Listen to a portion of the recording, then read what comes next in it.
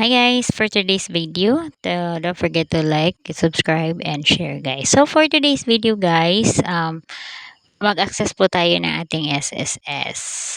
So sa my SS account guys on the website. So ito din yung site, both po ito makikita sa ating paggamit natin is phone or yung ating sa website or sa computer pa. So dito ipasok po natin yung ating mga details. Pero na ano ako kasi hindi ko pala alam yung password natin. So ano yung possible na gawin natin pag hindi na po natin siya ma-access yung ating password. So dito guys, pag hindi talaga natin alam, click po natin yung forget password. So raroute dito sa dalawa. And then, okay. So, dito siya sa multi-factor. And una is dito ako sa security. So, kunan nyo lang yung inyo pong account number sa SSS. And then, dito merong mali. Dito sa security.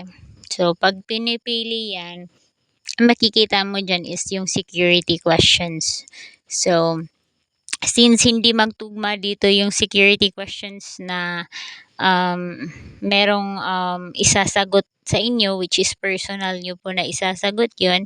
So balik tayo dito sa authenticator which is yung sa number nyo po or yung device na nilagin nyo. So okay, so input natin yung itong ating account and then click next. After next, okay, so hintay po muna.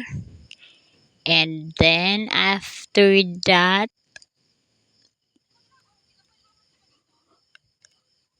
ayan. So, naka-receive tayo ng OTP.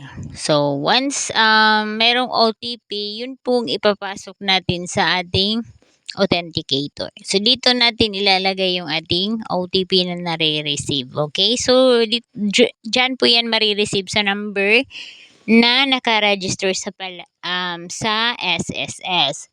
So, dito guys, magpalit po na tayo ng ating bagong password. So, ipasok natin. Okay?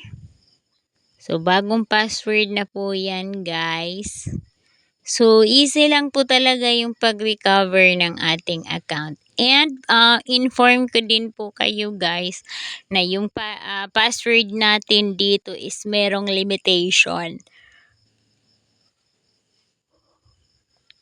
Okay, so successful na po siyang Okay, so continue tayo guys. So, wag po natin kalimutan na mag-change password. So, dito guys, ipasok na natin yung ating bagong password na nagawa. And then, after that, same pa rin, merong marireceive po na code which is yun po yung gamitin natin para makapag-access tayo sa ating My SSS account. So dito, check lang natin yung authenticator which is mag-send ng notification doon sa ating number. So yun po yung ating gagamitin para magiging easy po sa ating end. And then next, so wait, kasi naglo-load yung ating internet. Okay. And after that, okay, so successful po siya na nakalagin. And then makikita on this side po guys, makikita po natin yung ating amount na na-contribute. Okay? So dito sa baba guys, yung mga services na ino-offer ni My SSS. Pwede natin siya i-click po guys. So guys, if ganitong gusto niyong video, huwag po kayong kalimutan mag-subscribe, like, and share po.